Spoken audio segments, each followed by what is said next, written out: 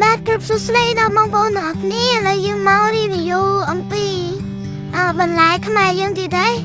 បាទអញ្ចឹងសម្រាប់ពុកម៉ែបងប្អូនដែលមកមុនមកក្រោយកុំភ្លេចជួយចុច Subscribe ដាក់សញ្ញាកណ្ដឹងមួយផងដើម្បីបានវីដេអូចែកជូនបងប្អូនជារៀងរាល់ថ្ងៃ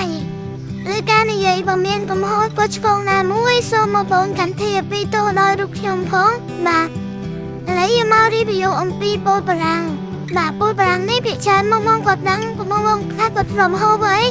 បាទពោតបារាំងភាគច្រើនយើងយកធ្វើមកហូបបាននៅអ្វីខ្លះបងប្អូនបាទបើសិនជាបងប្អូនចូលចិត្តណាមុខម្ហូបដែលប្រើប្រាស់ជាមួយពោតបារាំងនេះកុំភ្លេចបងជួយ comment ក្រោមវីដេអូ YouTube នេះមួយផងបាទដើម្បីឲ្យរូបខ្ញុំបានដឹងណាពោតបារាំងនេះភាគច្រើនខ្ញុំចូលចិត្តបើសិនជារូបខ្ញុំខ្ញុំចូលចិត្តបែបអាំងជាទឹកម្រេចជាមួយសាច់គោមកបងបាទគឺឆ្ងាញ់មែនតើបាទគឺត្រូវជាតិណាបាទឬក៏បំពងអីផ្សេងចឹងបងក៏ដឹងហើយភាគច្រើនខ្ញុំឃើញគេបំពងដាក់ជាមួយប្រហិតទៀតណាបាទប្រហិតខ្ញុំញ៉ាំហ្នឹង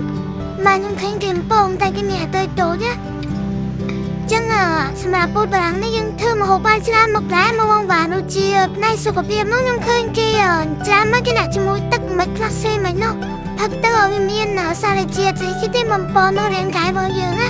បាទចឹងមានថាប្រយោជន៍ច្រើនមែនទែនបើឆ្នៃជាឆាវិញខ្ញុំអត់សូវចូលចិត្តដែរផ្នែកឆាវាលក្ខណៈដូចវាតែចឹងអត់សូវចូលចិត្តហូបទេ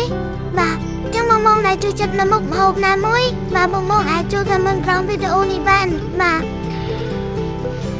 ទបងគាត់ពេញពោតបារាំងហើយបងណាដែលធ្លាប់ហូបចេះធ្វើចំពោះគាត់ដឹងហើយថាពោតបារាំងនេះធ្វើអីបានខ្លះ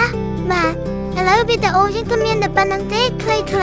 បាទបងកុំភ្លេចជួយគាំទ្រម្នាក់មួយផងបាទសូមអរគុណសូមគោរពលាបងប្អូនបាទ